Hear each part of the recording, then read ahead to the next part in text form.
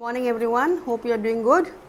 Yesterday we began the lesson from the supplementary book Bringing Up Kari. We have done that. First part we have done yesterday, and we spoke about Kari the elephant, which is 5 months old, and this narrator is about 9 years old, and he was 9 years old when he got Kari, and they nearly grew up together. We have done about that, and we have also learned about where he used to live, where Kari used to live, his house, the description of his house. I have given that for you for homework. I hope you have done your homework. So we did about this and about how Kari loved to eat young plants, young twigs, and he was very fussy in his eating. He would not eat any twig broken like that. He would need to eat twigs which were cut properly with the hatchet, which the narrator would cut. He would go into the forest and cut proper twigs, proper leaves. Some Kari would eat and some he would play with. This is how Kari was growing up with the narrator. So the narrator used to take Kari to the river to have a bath. He used to scrub his body with sand, and Kari used to enjoy these baths. Yes, so that we have done so far in yesterday's class. Today I will continue this story, but I am not going to finish the story today. I am going to do only up to page 10 today. Yes, so I'll be also sending you some question answers. Please attempt those questions as well. Listen to the story carefully, look at the video, watch all the videos that I send you. So try to understand. If you have any doubts, you can always ask me or message me, but do your homework today itself. Do your homework, whatever questions I am giving you from the text. I am not sending you textual questions, I am sending you questions from the text that I am reading, explaining today, so that you must listen to and read the lesson once again and then do for homework. Okay, continue from where yesterday you had done. Write the date. Every time I give you a homework, you must mention the date. In the corner somewhere you mention the date. Okay, so let's continue with the lesson, explanation of the lesson. So let's continue now. It was not an easy job to get twigs and saplings for Kari. It was not an easy job to get twigs and saplings. Saplings are baby plants, small plants which are coming out from the ground. So for the narrator, it was not easy for him to get sticks and grass and leaves for Kari. I had to climb all kinds of trees to get the most delicate and tender twigs. He could not feed just anything to Kari. Kari was very stubborn in that way. He would not eat anything like that. So this narrator had to climb up trees to get the most delicate and tender twigs, young leaves, and that only Kari would eat. As he was very fond of the young branches of the banyan tree, which grows like a cathedral of leaves and branches, I was gathering some one spring day in March. So Kari was very fond of eating the young branches, the young leaves of the banyan tree, which grows like a cathedral of leaves. Cathedral means many leaves are growing together. So one day this narrator was gathering such kind of leaves. One spring day in March, in the month of March, he was gathering such kind of leaves. When I suddenly heard Kari calling to me in the distance, and he could hear Kari trumpeting or squealing from far, and the narrator could hear Kari shouting from far. As he was still very young, the call was more like that of a baby than an elephant. The call was just like a baby's shouting or baby's crying. And the narrator heard this sound coming from Kari. I thought somebody was hurting him, so I came down from my tree and ran very fast to the edge of the forest where I had left him, but he was not there. So at the moment the narrator heard Kari's sound, he quickly came down from the tree and he ran towards the edge of the forest. Edge of the forest means to the beginning of the forest where he had left Kari. He would not take Kari inside the forest. He would leave Kari there at the entrance of the forest. And so when he heard Kari shouting, he quickly came down from the tree and he ran towards Kari. But then on reaching the edge of the forest, he did not see Kari anywhere. I looked. So now he goes to look for Kari. Okay, so let's continue now.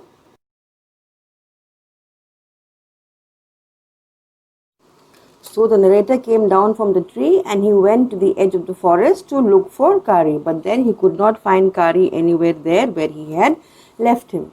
I looked all over, but I could not find him.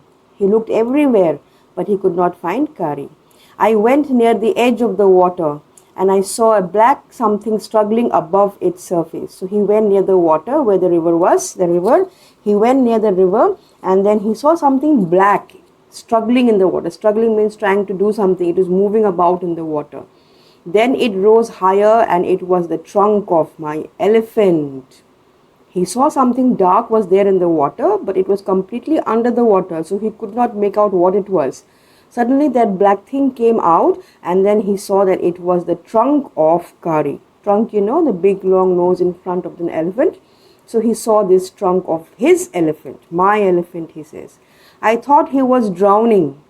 The first thought that came to this narrator was that his elephant, Kari, was drowning. I was helpless because I could not jump into the water and save the 400 pounds of him, since he was much higher than I. So Kari did not know what to do. He knew that if he jumped in the water, he would not be able to save the elephant, because the elephant was 400 pounds. 400 pounds means about 200 kilograms. So the elephant was very, very huge, and the narrator would not be able to do anything. So he felt very helpless, without help. But I saw his back rise again above the water, and the moment he caught my eye, he began to trumpet and struggle up to the shore. Suddenly Kari's back also came out of the water, and their eyes met. Kari looked at the narrator right into his eyes. The moment he caught my eye, they had eye-to-eye contact. He began to trumpet, he began to squeal, began to make sound and struggle up to the shore. Kari tried to come up to the side of the water, to come out of the water. Then, still trumpeting, still he was making noise, he pushed me into the water, and as I fell into the stream, I saw a boy lying flat on the bottom of the river. As Kari came out, he pushed the narrator into the water. And before the narrator could think, why is my elephant doing this? The narrator saw something floating. He saw a boy lying flat in the water. He saw a boy in the water, right at the bottom of the water. He had not altogether touched bottom, but was somewhat afloat. This boy who was floating in the water had not yet gone right down into the water. He was floating. He was there in the middle of the water. I came to the surface of the water to take my breath, and there Kari was standing. So the narrator came out of the water to breathe, to take some breath. He could not stay underwater for so long. So he came up to the surface to take some breath of air. And there Kari was standing, his feet planted in the sand bank, and his trunk stretched out like a hand waiting for mine. So when he came out to take some fresh air, he saw Kari standing there. And Kari stretched out his trunk like a hand comes out to help you. Same way Kari stretched out his hand, waiting for the narrator's hand. I dived down again and pulled the body of the drowning boy to the surface. But not being a good swimmer, I could not swim ashore, and the slow current was already dragging me down. But the narrator was not able, he was finding it quite difficult to save the drowning boy, since he himself was not a very good swimmer. And the current of the water also was very strong. The flow of the water was very strong, and the flow of the water was taking the narrator down underwater. Seeing us drift by in the current, drift by means they were not able to swim. The narrator was not able to swim, he was just floating in the water. When Kari saw this, who was usually slow and ponderous, suddenly darted down like a hawk and came halfway into the water, where I saw him stretch out his trunk again. I raised up my hand to catch it, and it slipped. I found myself going under the water again, and Kari saw all this that was happening. Kari could understand that his master or this narrator wasn't able to bring the boy up out of the water. And Kari usually was a very slow and ponderous. Ponderous means he would always, he would think. It seemed like he was always thinking. So he was a very slow kind of animal. But on this particular day, he darted down like a hawk. Hawk is a bird. Yes, a bird, flesh-eating bird, which looks like an eagle. Eagle is bigger than a hawk. So he saw this. he saw Kari coming like a hawk, coming towards him like in great speed, and he put out his trunk and tried to save the narrator as well as the boy who was drowning. He gave out his trunk, and the narrator tried to catch the trunk of Kari, but then he was finding it difficult again to keep himself above water. And the narrator found himself going under the water again. Again, the narrator found that he was again going under the water. He wasn't able to come out of the water. And Kari was trying his best, doing everything that he could. Just imagine, being an animal, he could understand what is happening. So he was trying his best to help the narrator bring the boy out from the water. He tried his best.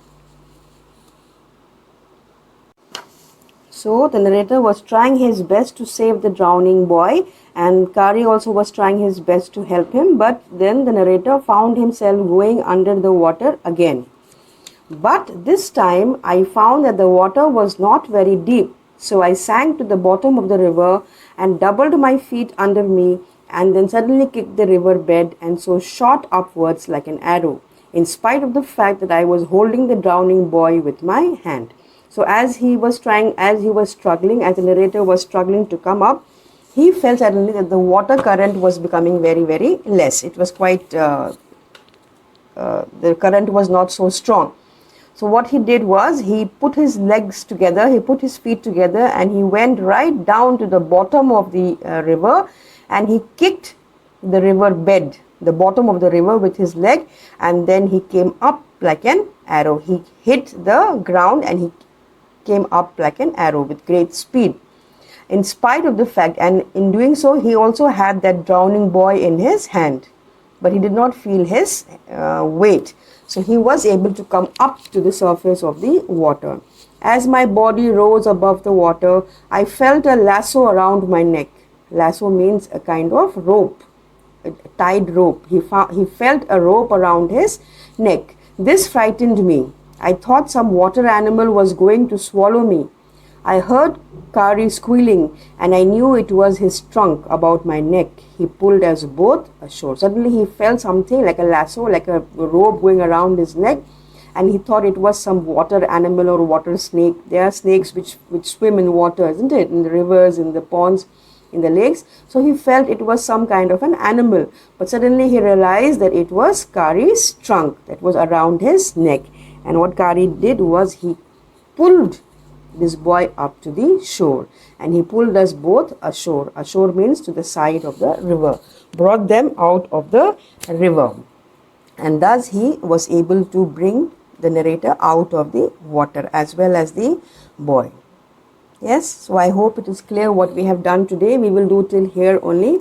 So a quick recap of what we have done. So one day in March, the narrator was in the forest looking for young plants for Kari to eat, and since Kari liked to eat the banyan plant, banyan tree leaves, young leaves, this narrator, he climbed up the banyan tree, and suddenly he heard Kari screaming and shouting and trumpeting, and he came down and he came to the edge of the forest to look for Kari, but he could not find him.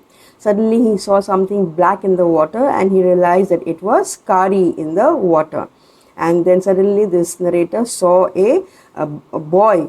He was drowning there in the water, and since the narrator did not know what to do, he went into the water, but then the water was so strong, the current was so strong, that he was finding it difficult to pull the boy out of the water. Kari was trying his best to help them. Yes, Kari being an animal also, he could understand what was happening. So he could not do much. He could only do something with his trunk. So he was giving out his trunk again and again to the narrator to help him, to pull him out. In the end, Kari thought of a trick, and he went deep into the water and kicked the water, and he came up with great force, holding the boy in his hand. And then Kari pulled them out with his trunk, and thus both the boys were saved. He pulled them out of the water and brought them ashore. Ashore means to the side of the water. So I hope it is clear for today. We'll do till here. I'm giving you some question answers. please do that as well. Yesterday I have given you the objectives. I hope you wrote the objectives in your copy and also done your homework that I gave you yesterday. Yes, if not, then please do it. Word meanings as well as question answers. Today again I have some question answers for you, that also you will write. Okay, so take care. Bye bye.